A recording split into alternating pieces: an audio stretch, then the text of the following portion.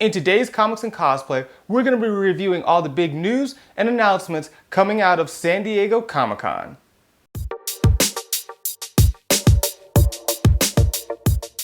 Every year at San Diego Comic-Con, there are tons of news stories coming out very fast and furious, and it's easy to miss a key important update. So that's why I want to take today's episode to recap and review what I believe are some of the biggest and most important announcements coming out of the convention. So with all that said, let's get started. So first, I want to start off with an overview about the con itself. In my personal opinion, I think this was a down year for San Diego Comic-Con. There wasn't any one big announcement that had everyone super excited and all revved up like years prior with the announcement of Avengers or Batman vs. Superman. In fact, it felt like many of the comic book publishers as well as studios had made their big announcements weeks in advance so as not to be drowned out by all the other news stories coming out of San Diego Comic-Con. It felt like they used the con more to just fill in minor details or make confirmations of rumors that were already out in the public. I'm curious if this will be a trend that continues in years to come for San Diego. So let's start off by talking about some of the big comic book announcements coming out of San Diego this year. And in my opinion, the hands-down winner on the comic book side of the con is Kieran Gillen, as he was at the center of a lot of big comic book announcements. For example, he's going to be writing the new Angela standalone series coming out of Marvel soon. And I'm excited for this because I think she's an interesting character, and I'm tired of being kind of this add-on addition to Guardians of the Galaxy. I'm curious to see more of her backstory and see more of her standalone adventures. And as well as, Gillian's going to start working on a new Star Wars comic for Marvel as well. Now, I've never been a big fan of the Star Wars comic books, but since I'm such a fan of his work, this might actually get me to start reading the new Star Wars series on Marvel. And speaking of Star Wars, another big announcement was that Princess Leia is going to be getting her own standalone book, which I think is actually pretty exciting, and I'd like to see a lot of stories told from her perspective in the Star Wars universe. Another interesting story coming out of the con is the fact that the Marvel's Agents of S.H.I.E.L.D. characters are going to be brought over to the 616. Now, while Phil Coulson has existed for quite some time, he's going to be joined by his fellow cast members Skye and Agent May in their own standalone book. I'm curious to see how this will play out, but it does have some potential to tell some unique and more inside S.H.I.E.L.D. type stories, since for the most part we usually only hear stories from the perspective of Maria Hill. Also, Marvel gave us more details about their Axis upcoming storyline, but nothing too in detailed or anything we could really sink our teeth in, mostly just kind of some vague concepts about how the heroes and the villains will be flipped, but we're going to have to stay tuned for more information. As well as they announced that Spider-Woman will be getting her own standalone series.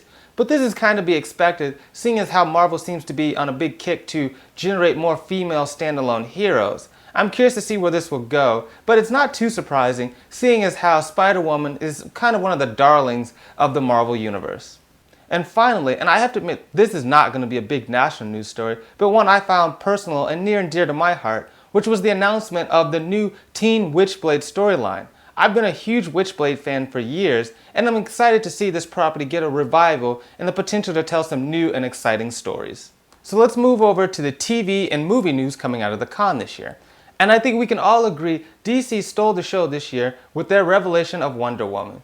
Now, my personal thoughts on the costume are that it's not bad, I like it. I kind of wish there was maybe a little bit more color, but I could also see that that might just be how that shot is done, and there might be more color in the final product. As well as, I still have my concerns about the actress they picked. She still looks more like a supermodel playing an Amazon princess and not truly someone that looks like an embodiment of an Amazon princess, and that's someone that can really, lay the beat down and go toe-to-toe with Superman and Batman. So Marvel's big announcement, I have to say, was probably that giant poster from Avengers 2 Age of Ultron that they revealed. Essentially, they was split up into little pieces that people had to collect, and once put together, revealed this giant piece of concept art. But I'm not sure why this was so popular, because it was just concept art. It's not a real scene from the movie. And we know concept art always changes from the actual final product. For example, look at the Guardians of the Galaxy concept work and look at what they actually ended up looking like. It was vastly different. But I mean, I guess people were just having, con hype fever, and it's easy to catch it at San Diego Comic-Con. On an individual level, Sam Raimi had a great con as he was able to announce both the fact that he's working on the Last of Us movie as well as the Evil Dead TV show. And I think fans are going to be super excited to see both these properties come to both the big and small screen.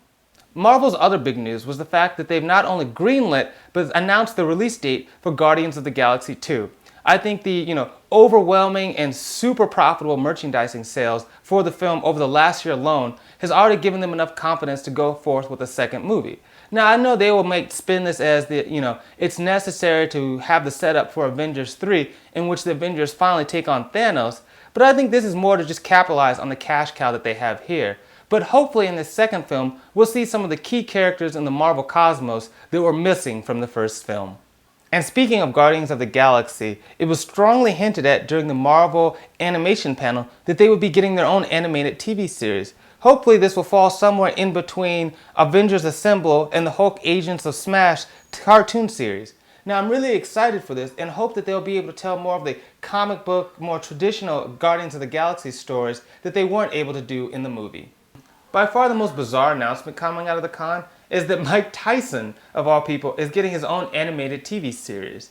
Now this could go either way. It could be really great and amazing or just be terrible and sad.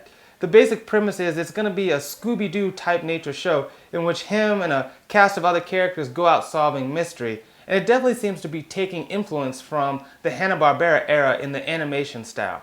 I think we just have to look forward to see what's ultimately going to come out of it. As always with Comic-Con, it's trailer season, and this year was no different, as many studios brought new trailers that were extended and different cuts of their upcoming TV series, such as Arrow, Constantine, Gotham, and Marvel's Agents of S.H.I.E.L.D. Season 2. Most of these trailers were nothing really new or groundbreaking, just maybe more extended cuts of pieces of scenes we had already seen, and little tidbits of new characters that would be added in the upcoming seasons. Such as with Arrow, we saw that Ra's al Ghul is going to be playing a prominent role in this upcoming season, as well as that the Penguin will be a cast member of the new TV series Gotham. But only time will tell if these series are going to actually be long-lasting fan properties and something that we can really enjoy. Another reveal that probably wasn't fully intentional was that we got to see this week the bust of the Thing costume for the upcoming Fantastic Four movie. And I have to admit, I'm surprised they're going to go with an actual costume and not a full-on CGI character, especially given how improved CGI has been for the past upcoming films and was particularly highlighted in the Guardians of the Galaxy film. Anyway, I'm excited for this film to see what other progress they make on it. And on another note of movie reveals on the Marvel Studios level, we finally saw the Antman helmet, but it was just kind of okay and not really received with much fanfare, especially seeing as how the movie has been beleaguered with so many problems and the removal of Edgar Wright from the property. Hopefully Marvel can get this film back on track and won't be their version of Dune. And now for a couple of quick hit stories. First, we heard from Neil Gaiman that the Sandman movie is actually under production, but we've heard that before and a lot of other movies that ultimately get canceled or scrapped. So let's wait till we see a lot more definitive footage or trailers before we get amped up on this story. Also, it was revealed that Lucy Lawless will be joining the cast of Agents of S.H.I.E.L.D. I'm curious to see what role she'll play, and I think she's probably a smart addition to the show as she has a resounding fan base and might bring more people back to the show that were originally turned off. I know I'm much more likely to start watching this show now that she's been added to it as well.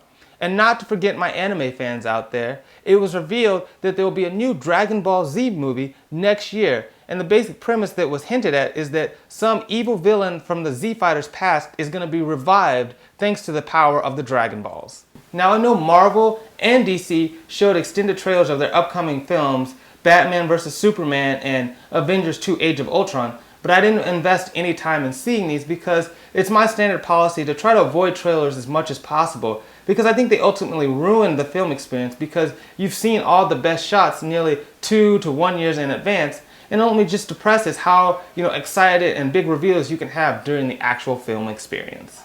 Now I know I just went on a rant saying I don't watch trailers, but my curiosity got the best of me and I couldn't help resist watching the 50 Shades of Grey trailer. Now gentlemen, this is a message for you. If your wife, girlfriend, or woman ever gives you grief about liking comic books or loving the Avengers movies, just point out the fact that the plot lines and storylines in those are far more believable than what's in that film. And I think it's interesting and funny that I think the studio brought this film hoping it could generate and recreate some of the popularity that Twilight had. But I think fans are getting smarter, and just because you have a big film doesn't mean you can bring it to Comic-Con or it'll get shut down hard, just like this one was. Well, that about wraps up my review of the top stories of San Diego Comic-Con 2014. But I want to hear from you guys. How did you feel about the con? Did you feel it was a down year? What stories got you excited that I reviewed? Or what stories did I overlook that you were really excited to hear about and can't wait for the upcoming year? Let me know in the comment section down below. Also, you're going to want to follow me on Twitter at Comics and Cosplay, as I'm going to be tweeting out links to some of the best cosplay pictures from San Diego Comic-Con this year, and you're not going to want to miss that. Also, don't forget to like and subscribe, as we've got some great videos coming out this week, not to mention our history of the Guardians of the Galaxy to get you prepared and primed for the upcoming film, as well as a detailed movie and costume review of the film that comes out this Friday. Well, as always, I'm your host Ian from Saturday Morning Cosplay, and I'll see you on the con floor.